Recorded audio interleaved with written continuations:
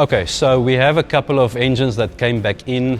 We did fill the stores a bit. There's 1 or 2 or 3 or 5 engines over there that we got for reconditioning. These ones here are also all coming in for full reconditioning. There's 1 or 2 with not that nice parts. We'll change them. We have enough in stock.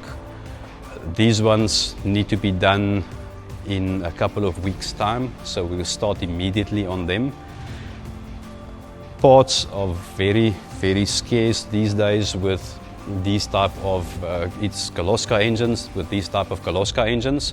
So what we'll do is we'll source all the parts now before we start working on them, so that we know that the stock is coming in.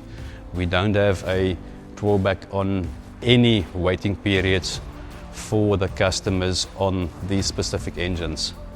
So we are busy building, we are busy with some other things as well. We are busy playing with our own stuff. I just want to say that you need to send in your engines to us.